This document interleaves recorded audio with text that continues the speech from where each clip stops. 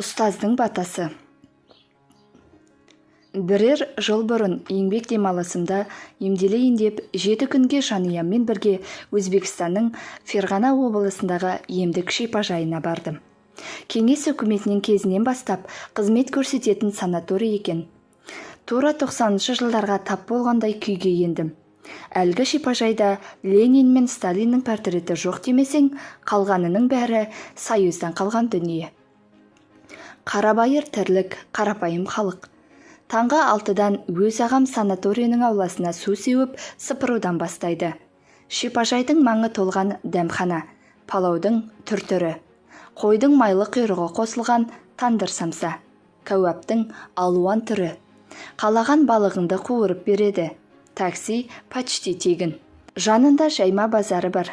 Құдай салмасын, қолдан жасалған дүниенің барлығы өзбекте ме деп қалдым. Өзбек халқың қолөнердің хас шебері десем артық емес. Қолдан тігілген ұлттық шапандар мен мәсілер, саз балшықтан жасалған түрлі ыдыс-аяқ. Қолдан соққан пышақтың неше атасы, тігілген сан алуан бас киімдер, аяқ киімнің түр-түрі. Бағасы анағұрлым арзан. Халыққа қолжетімді бағада сатылады. Ел соны алып, кәдімгідей тұрмыстарына пайдаланып жүр. Байқағаным, қолөнер өзбек ағайындарда ерекше дамыған екен. Атадан балаға мирас болып келе жатқан кәсіптің түрі өте көп. Емнен соң уақытымды бос өткізбейін деп 4 күннен бері бауырымдай болып кеткен таксист Хәкім акаға маңайдағы шеберханаларды аралатшы деп өтініш білдірдім. Өнеге болсын деген ниетпен балаларымды ертіп алып, кәсібін дөңгелетіп отырған өзбек ағайындарының шеберханаларына бас сұқтым. Бір шебер шапан тігудің қыр-сырын шәкіртіне үйретіп жатыр.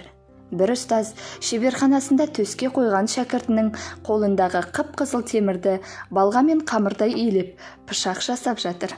Терінің иісін мүңкіп тұрған бір шеберханасында жас жігіттер тері илеп әлек.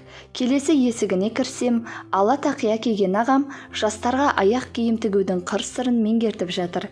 Енді бір есігіне бас сұқсам, сазды қолымен елеп тұрған қарт кісі құмыра істеп жатқан жас балаға өз ақылын айтып отыр.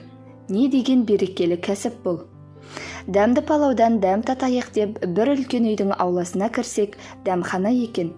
Қаздай тізіліп, қаз қатар тұрған жас аспаздар бірі сәбіз турап, бірі пияз ашып, енді бірі майға ет қуырып әлек. Бос отырған адам көрмейсің. Жай отырғанның өзі күріштің күрмегін тазалап отыр. Басында ала тақиясы бар ақсақал оркестрді бір шыбықпен айдаған дирижердай бәрін ыммен басқарып отыр.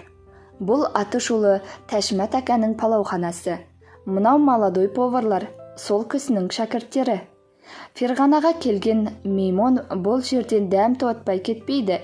Мұқсот ака деп Алладиннің құманын тапқандай таксистім маған қарап мәз.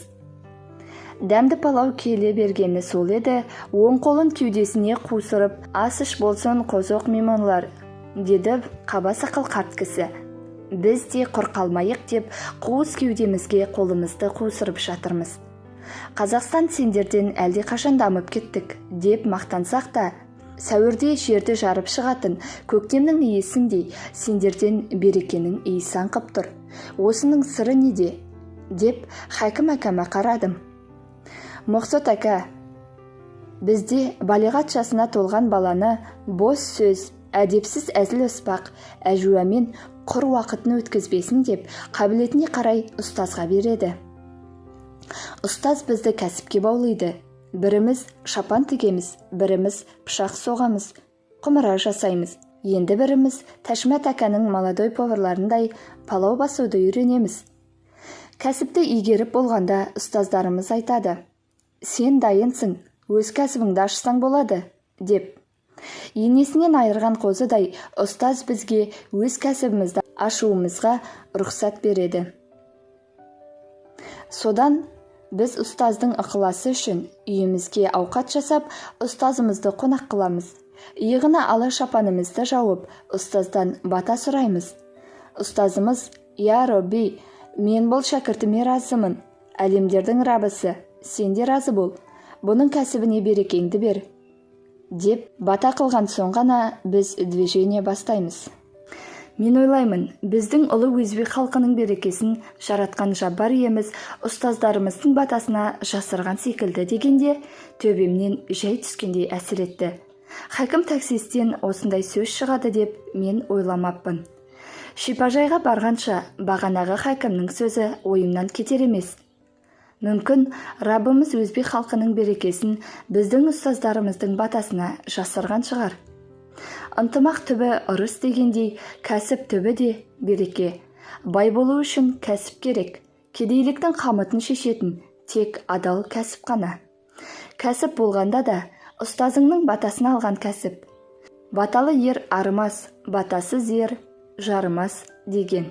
Кім біледі, жарымай жүргеніміз де кәсіп жоқтай, оны үйренетін ұстаз таппай, бейғам жүргенімізден емес пе екен?